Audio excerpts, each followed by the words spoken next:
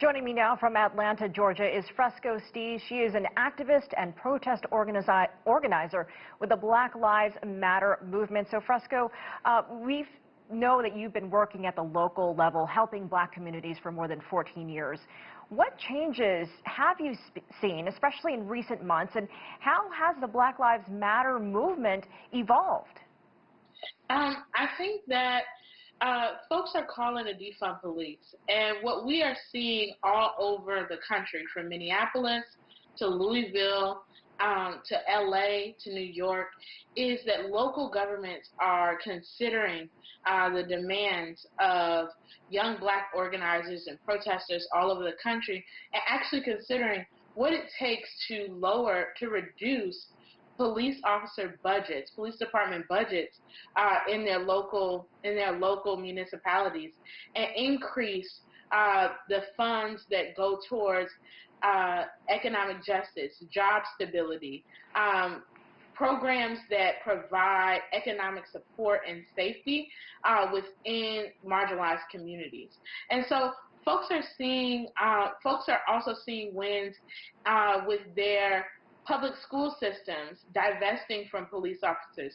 So having less police officers, less violence in those communities, in those school systems, and creating programs that are like well-rounded and full-circled so that students are supported rather than policed or criminalized. So I want to ask you about that. We know that crime overall in the United States has been going down, but in the first 6 months of this year, there has been a rising murder rate in many major U.S. cities. So what is the answer when you have police departments saying that they are stretched and under fire for potential reform? Because this is a multifaceted, I mean, there's not one real answer. Where do you begin here? What we know is that police presence does not create safety for marginalized communities. Police presence increases. When we see an increase in police presence in marginalized communities, we actually see an increase in violence to accompany that. Because what we need is economic justice reform. What we need are public schools that have the adequate resources to feed children, to actually give children a competitive education and move them into a place where they can get jobs with living wage compensation.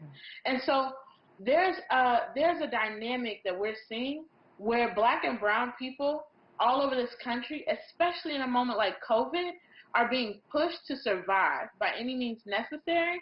And what we need is a well-rounded mechanism and structure of support from this government. We don't need to be policed. We don't need to be criminalized. We need economic justice plans that actually create self-determination, financial self-determination in black and brown communities. And Fresco, we have about a minute left, but I want to ask you to explain for our international audience, Black Lives Matter supporters and demonstrators that have taken to the streets in recent months and really you know, put that momentum out there that we've seen across not just the United States, but around the world. But you have this message from the president, this law and order message, and you see some protesters turn violent and destructive. So if you can explain to the critics, Trump and others lumping everyone together. I actually won't separate and throw protesters that are filled with rage under the bus. What I actually want to turn to is that we have seen the American government, through imperialism, through colonialism, enact violence and control over these communities and across the world for centuries, and then we can zoom in on decades. And what you are seeing in the streets is a response to extreme control, extreme suppression, and extreme oppression.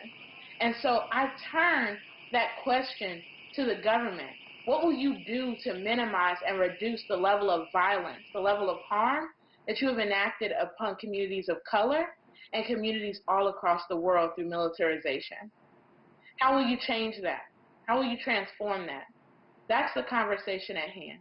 And very quickly, just to follow up on that, are you concerned at all that the message could get lost amid the violence? I think the message is clear. I think the message is clear. I think young people, black and brown across the globe, are questioning capitalism, questioning companies and corporations that are centered around profit, but have not explored and have not expressed an investment in communities, especially communities of color. And they're challenging those, confronting them direct on. That's clear. Fresco Steez, thank you so much for your time. We'd love to have you back on. We appreciate your time today.